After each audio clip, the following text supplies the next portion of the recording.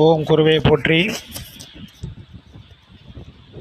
என்னென்னா, இதுவும் குழந்தை பாக்கியம் இல்லாதவங்களுக்கு தான் அந்த வீடியோ வந்து நாங்கள் வந்து தெரியப்படுத்தோம்.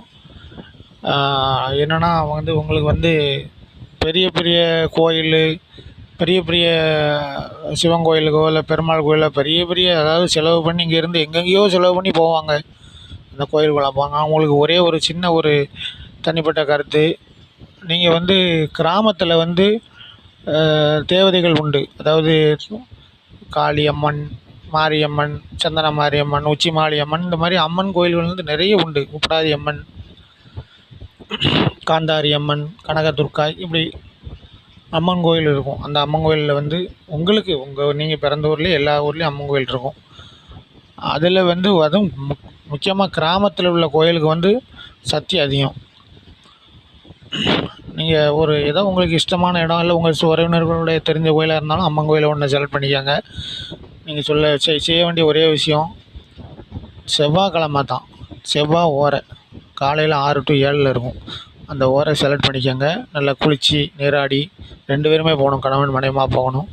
கொஞ்சோல பச்சரிசியில் மண்டவெல்லம் இடித்து சேர்த்துக்கோங்க. அது கோயிலுக்கு சாமிக்குன்னு வைக்க வேண்டாம். அதில் அங்கே உள்ள எறும்புக்கு, அதாவது அந்த கோயிலில் மரம் இருக்கும், இல்லைனா அங்கங்கே எறும்புத்து இருக்கும், இல்லை அங்கே எறும்பு எங்கனையா போய்கிட்டு இருக்கும், கொஞ்சம் உரமாக போட்டுட்டு நான் சொல்கிற மாதிரி செய்யுங்க. கண்டிப்பாக 7 சுற்று அல்லது 9 சுற்று, 9 சுற்றோ அல்லது 7 சுற்றோ சுற்றி வாங்க.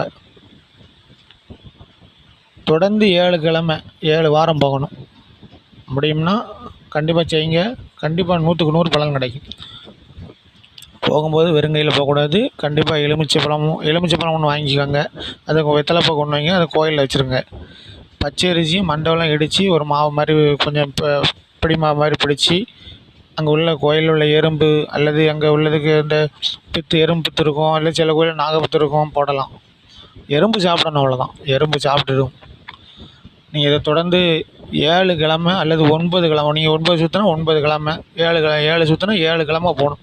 தொடர்ந்து செவ்வாய்க்கிழமை தொடர்ந்து 7 கிழமை போனீங்கன்னா, சிலவங்களுக்கு வந்து மனைவி மாதிரி போக முடியாது. அந்த மாதிரி டயத்தில் கணவர் மாதிரி போகலாம்.